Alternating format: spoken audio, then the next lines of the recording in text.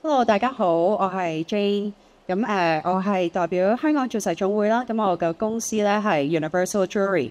咁我哋係做一間咧做高級珠寶製作嘅製造商嚟嘅。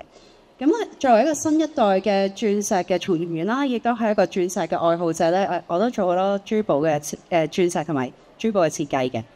我哋今日嚟到咧，希望咧可以做到一樣嘢咧，就係大家成日都會覺得鑽石一定要好隆重先可以帶出街嘅。咁我哋今日就嘗試去睇下新一代點樣去睇鑽石呢件事。咁坐喺我隔離咧，有 Lillian。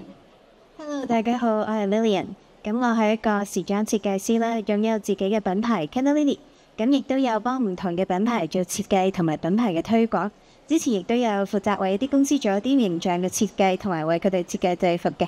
咁大家如果有興趣睇到我哋作品嘅話啊，亦都可以上 Instagram 或者 Facebook 瀏覽下我嘅專頁嘅。咁好開心今日可以同阿 Jane 喺度傾鑽石同埋時裝啦。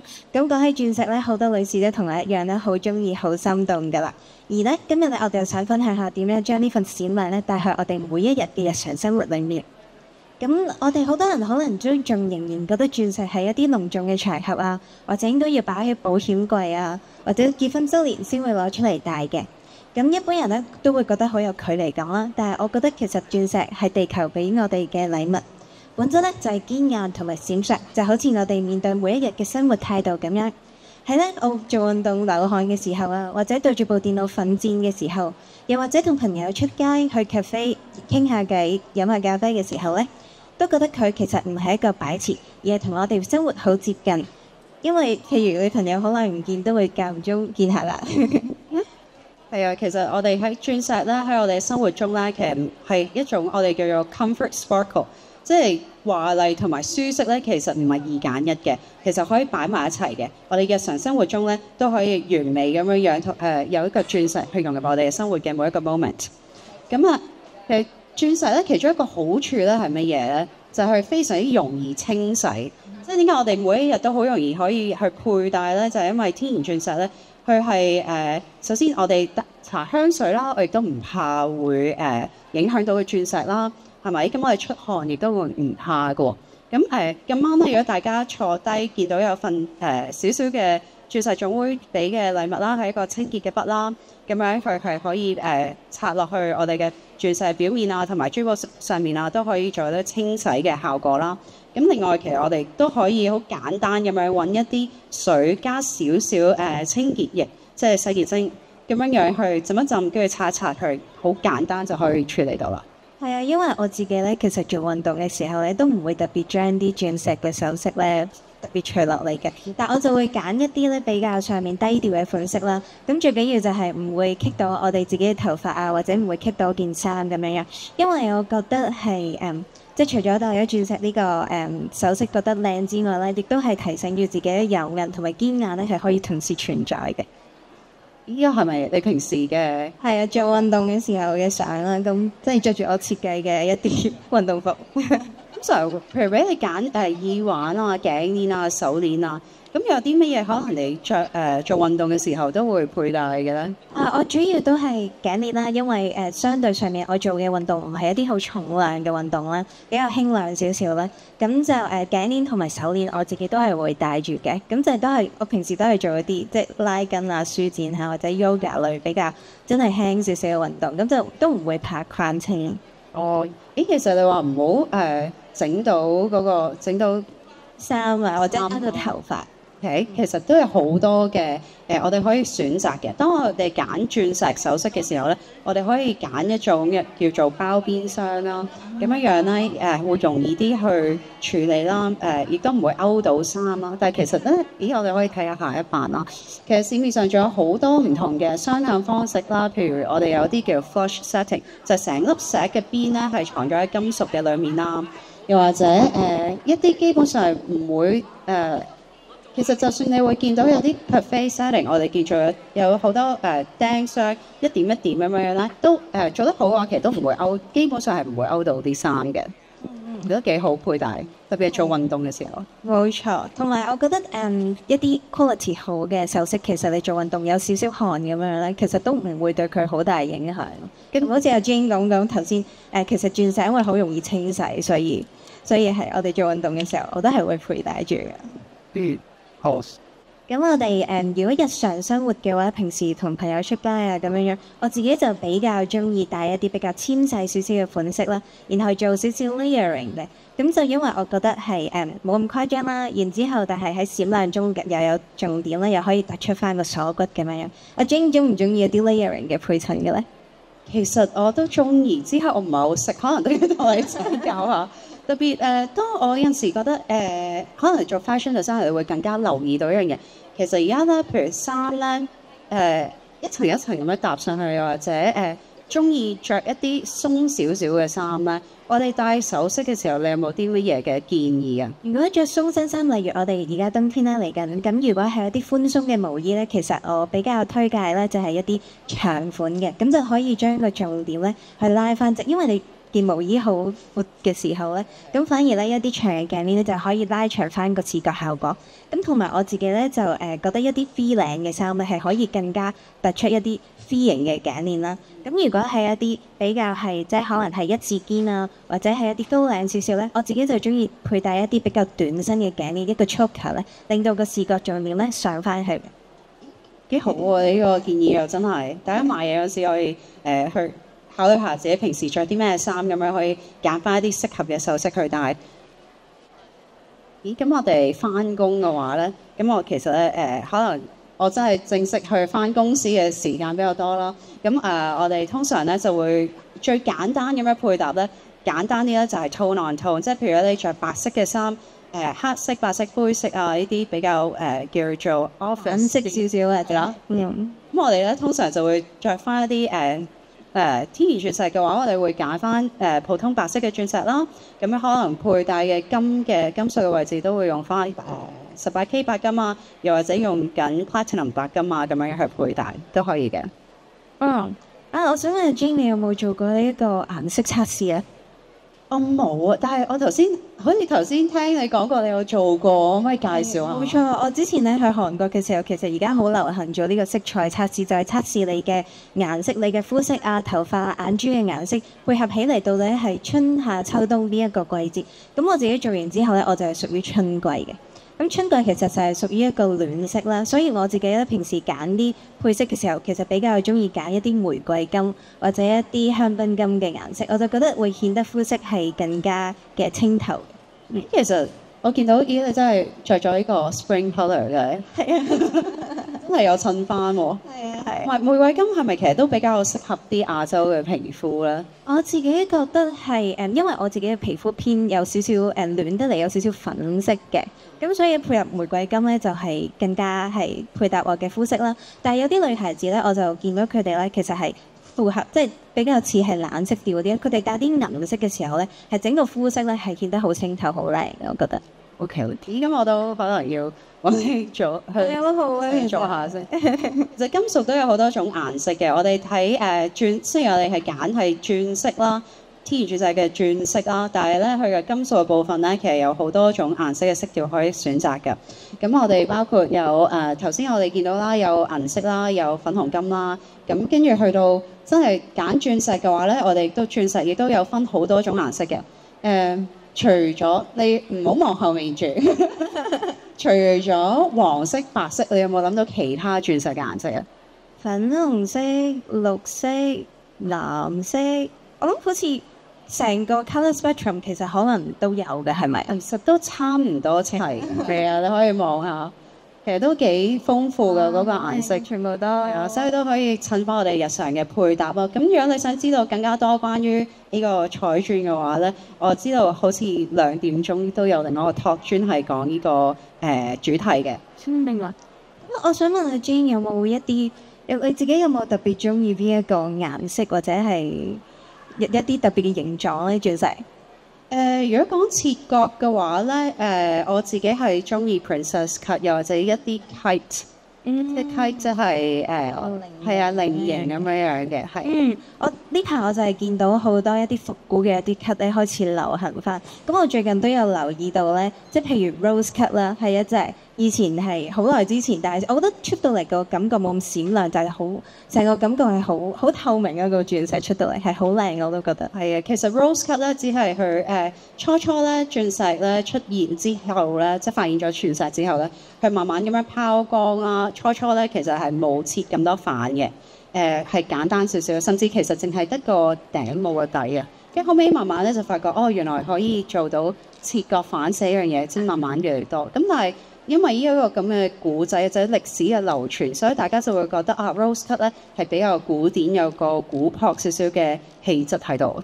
我仲見到話，譬如一啲 old mine cut 呢啲老礦式嘅 cut 咧，咁就係話原來係想喺燭光嘅時候咧，嗰個鑽石咧係顯得更加靈動，但係 under 燭光底下喎，即係同而家就而家嘅 brilliant cut 就係基本上係所有場合下你都係見到話好閃離好遠已經見到個 cut 啦。咁但係原來以前佢哋即係呢個 mindset 係我希望喺燭光底下見到更加溫潤嘅一啲光線，咁我覺得成個感覺其實都好浪漫咯。係非常之浪漫嘅，當時係冇乜即係因為佢哋開始有一個晚會嘅一個概念出現啊嘛，咁所以先至會有燭光呢件事。係，我都睇過一個故仔，幾得意㗎。所以我覺得即係可能而家現代人比較追求一啲真係好 sharp、好鋭利嘅一啲光線，但係我覺得佢哋一啲復古嘅一啲 cut 其實都有另一種嘅美感咯。其實如果講開咧，可以去翻上一個 slide 啦，譬如可能。翻工時候咧，配搭我可能翻工同其他人唔同啊，我真係我會可以做到咁樣翻工，咁但係可能其他人就翻工嘅時候，可能都要襯翻一啲絲質嘅恤衫啊咁樣樣。係啊，絲質嘅恤衫襯鑽石都會靚係嘛？我自己就覺得絲質嘅恤衫感覺上，因為佢係冷色少少嘅成個感覺，可能襯翻一啲銀色嘅一啲鑽飾就會更加配合。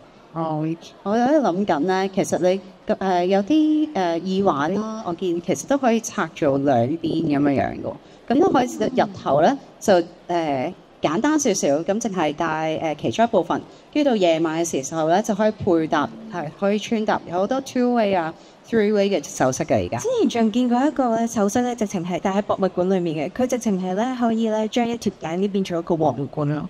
喺呢邊做皇冠，冇錯，佢係有個 structure 喺後面做個皇冠嘅一個即後面挺住嗰個位啦。然之後咧，佢除落嚟嘅時候咧，就係可以變咗一個後面係即係軟身咁，就可以包住你條頸咁樣。好 impress 我覺得嗰個設計幾好喎！呢個又，我都想問下你，講到天然鑽石咧，其實有好多嘅唔同嘅價值啦。OK，咁我哋嚟到呢一代咧，其實好多時咧會講嘅一樣嘢就係。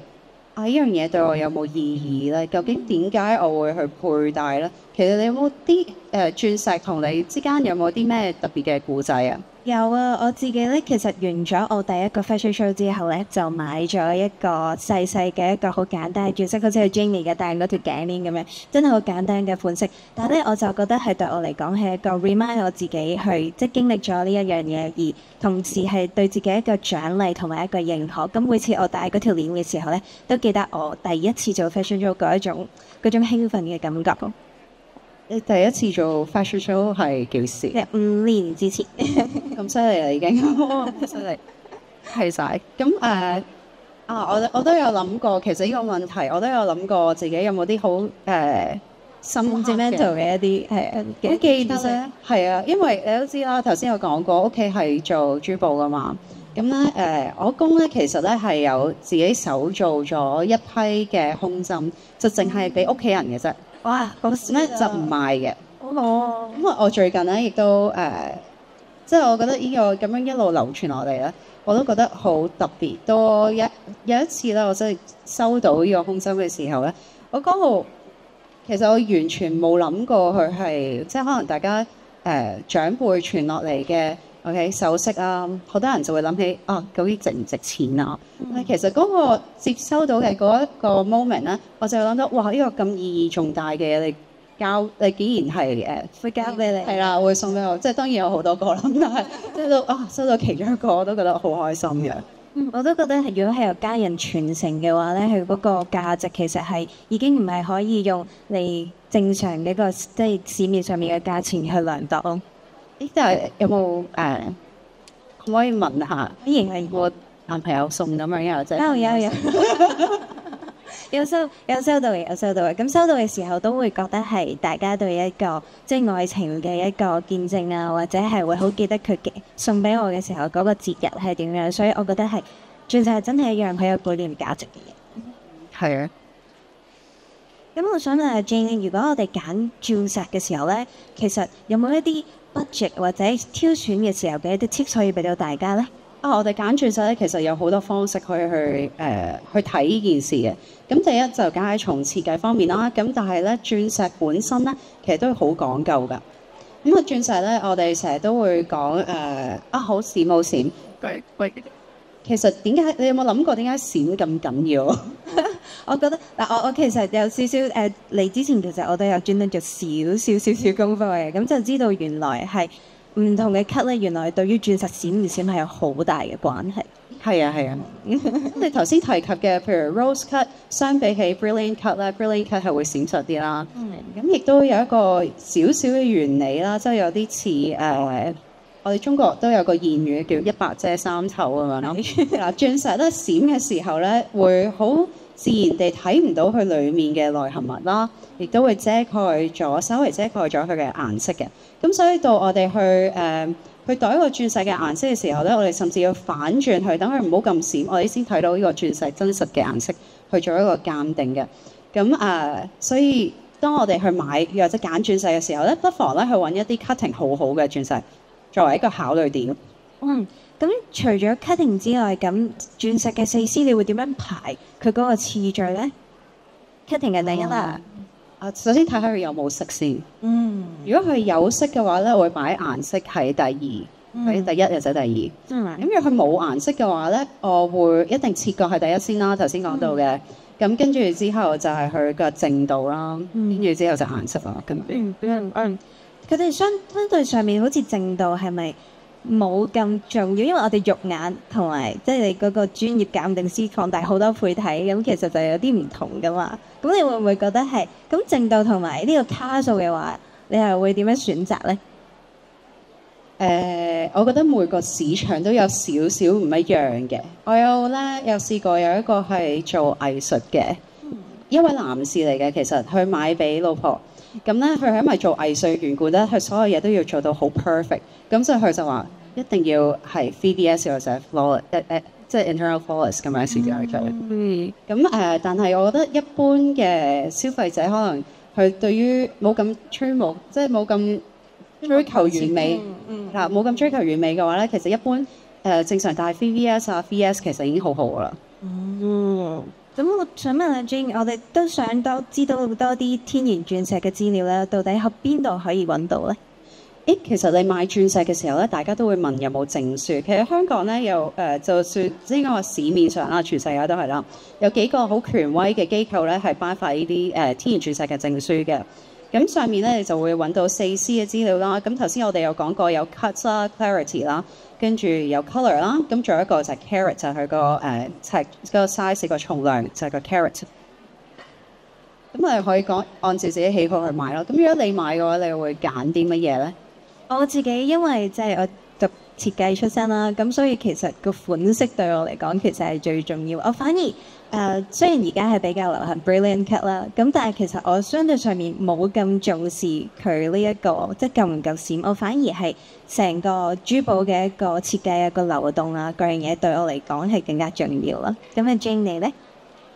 我自己揀啊。當我行喺個會場度行嘅時候，我見到 B 一粒同我講緊嘢，即係好 attract 到我，好吸引到我嘅時候，我就會覺得佢就係我要揀嘅咯。形狀方面我相對上面都唔係咁即係真係追求好完美嘅一個圓形啦。我反而幾中意譬如梨形啊，跟住又或者係一啲 emerald 嘅 cut 啦。我自己係覺得係相對上面好似顯得隻手更加修長咁啊！如果係戴戒指嘅話，其實如果你揀呢個 emerald cut 嘅話咧，最緊要係揀清少少。因為佢比較上咧，如果你中意啲冇咁閃啦，咁我哋通常就係追求佢個清澈度。係因為我見到其實要做 Emerald 或者梨形咧，其實對個鑽石本身嘅卡數嘅要求其實係比較高啲嘅。我見到，咦，其實都幾熟喎。都同好多女士一樣，因為自己都本身都中意啲閃靈靈嘅東西啦，所以亦都會有時都會留意一下。啱晒啦，可以陣間完咗喺度行下。我就諗住一陣成個場慢慢咁樣睇下，試戴下唔同嘅鑽飾。係啊，其實我哋我哋講開買鑽石咧，除咗有證書之外，其實仲有3重保障㗎。你有冇聽講過？我知道有2重保障啦，咁就係第一就係頭先你講嘅權威機構所發出嘅鑽石嘅證書啦，咁佢裡面包含晒呢個天然鑽石一切嘅資料啦。咁第二咧就係香港海關嘅商品說明條例啦。咁譬如果你係真係鑽石嘅話咧，咁你寫住係鑽石咧，咁你唔可以係一個人工合成嘅鑽石啦，亦都唔可以係鑽石嘅仿冒品，或者你暗示佢係天然鑽石都唔可以嘅。咁第3重係咩咧 Jane？呢個商品說明條例咧，喺香港買嘅話咧，係有呢個保障，因為我哋講得鑽石就一定係要天然鑽石。咁但如果有機會，大家有機會，萬一係上網買嘅話咧，就要小心啲睇清楚。咁所以喺香港買鑽石咧，其實係某程度係一個幾大嘅保障嘅。咁第3重咧，其實咁就梗係我哋嘅係啦，喺左上角呢個天然鑽石品質保證嘅標誌。呢個標誌咧係由香港鑽石總會推出嘅認證計劃嚟㗎。咁佢咧係一個同參與商戶啦去承諾，淨係售賣天然鑽石嘅。咁咧佢哋就係呢個計劃遵守佢嘅誠信啦，同埋推出呢個基本上就係參與嘅商戶咧係要確保佢哋嘅商品披露嘅資訊咧係要準確，同埋證實佢係一定係天然鑽石。咁樣咧，其實有2個作用。第一咧就係保障消費者啦，第二咧就係提升大家對於市場嘅信心。咁所以咧其實都幾得意嘅，因為你買天然鑽石嘅時候咧，香港買啦，咁都幾大保障嘅。如果你喺其他市場度買嘅時候咧，小心嘅係咩咧？就係不同嘅商家都有機會做一樣嘢，就係將一啲人工嘅鑽石同一啲天然鑽石咧撈埋咗一齊。又或者甚至咧比較更加差嘅咧，可能有機會咧會有啲唔係鑽石嘅物料去扮鑽石嘅。咁所以呢樣嘢咧有呢個3重嘅保證啦，大家就可以買得安心啲啊。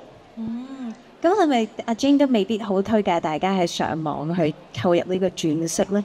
上網買首飾咧，其實真係要睇，有2樣嘢要睇。第一就係因為你冇見過實物，有陣時有啲咧相未必睇到嘅嘢。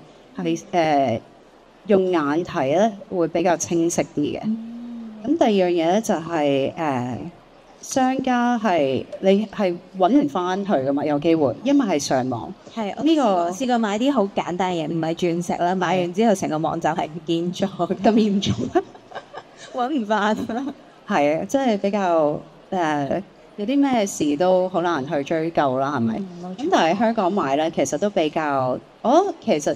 應該咁講，香港做得珠寶嘅人啦，我自己都其中一份子啦。我見到大家咧，誠信都係非常之，大家好着重於誠信呢件事，同埋好着重於信任，即係互相，即係唔係淨係講緊我講嘢係一定係準確呢件事，而係大家好信任大家嘅，都好遵守誠信呢件事。所以成個網絡出到嚟啦。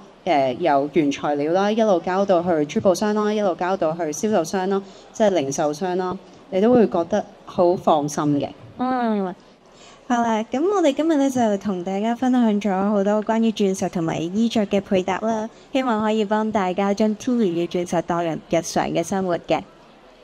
係啊，其實好多時咧，鑽石咧除咗一個代表緊永恆之外咧，亦都係代表緊承諾㗎。咁我哋講咗咁多之後啦，我哋其實係有準備咗一個 daily diamond checklist 㗎。我睇下，係啦，我哋第一樣嘢記得就係 cut first， 切工咧就係你嘅靈魂。第二咧就係 comfort fit， 就係可以舒適咁樣每日佩戴。跟住咧又仲有頭先講過啦 ，metal match 就係襯呢個膚色嘅金屬，咁就係頭先所講嘅 colour matching。第四咧就係 certified， 一定要有證書同埋天然鑽石品質保證嘅認證標誌。